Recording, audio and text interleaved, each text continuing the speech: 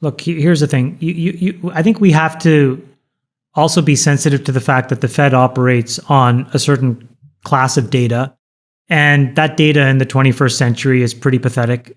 Nick, you can probably find this, but there was an article, I think it was in the New York Times, that really walked through how CPI is calculated. And it's a bunch of people that work for the government that walk around with iPads, building relationships with local businesses in all these random places all around the country and asking them to, chit chat for 15 minutes and do these surveys.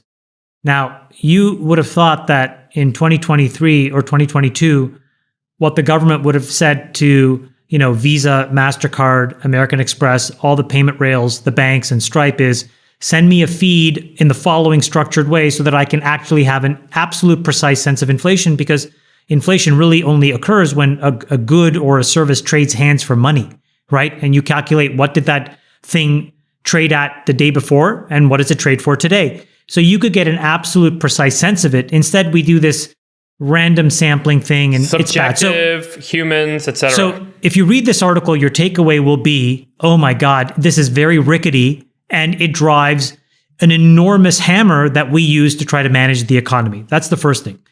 I think you need to buckle your seatbelt because the next 3, 4, 5 months of CPI will probably be very, very bad. 7, 8, 9%. Why? There are a handful of components that have gotten completely run away. Number one, the biggest one is rent. And so rent works on a 3-month lag. We're going to reintroduce what the true owner's equivalent rent is into CPI. So we can already forecast that CPI going up. Oil is at $105 a barrel. Russia is basically trying to break the back of Europe by now messing with their nat gas supplies. The German energy minister yesterday said that if that happens, it could be a contagion equivalent to Lehman Brothers with respect to energy. When you play all of these things out, what you have is unfortunately rampant runaway costs that really have no mechanism to get back in check in the absence of some real governmental changes. Our policy on this Ukraine-Russia war, how we intend to sort of work or cooperate or fight with China, all of these things have to get solved. So in the absence of that, prices are going to continue to go up. And so what does the Fed do? How does it throw away what little credibility it has left when there's 8 and 9% inflation prints and saying, we think we're done for right now? You can't do that. So they will overcorrect because there's just going to be so much pressure for them to act. All roads, I think, lead to lower equity prices. And I think what David said astutely is we've seen the first wave, but now it has to touch all these other areas. For example, we have gotten totally drunk on debt as a country.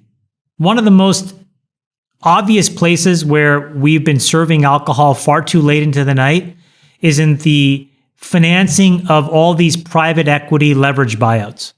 Yeah, right? Leverage is dangerous. These are sketchy companies that are sort of like, teetering on insolvency at times, where private equity comes in, levers up the balance sheet with debt.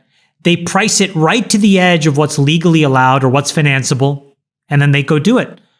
But that's all assuming the economy continues to grow. And so if all of a sudden you have some recessionary forces or prices go up and earnings don't, you'll have, a contagion in the debt markets. You could have a contagion in the commodity market.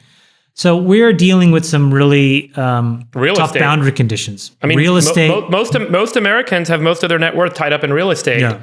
And if we see a 30% correction in real estate, it could be a real problem.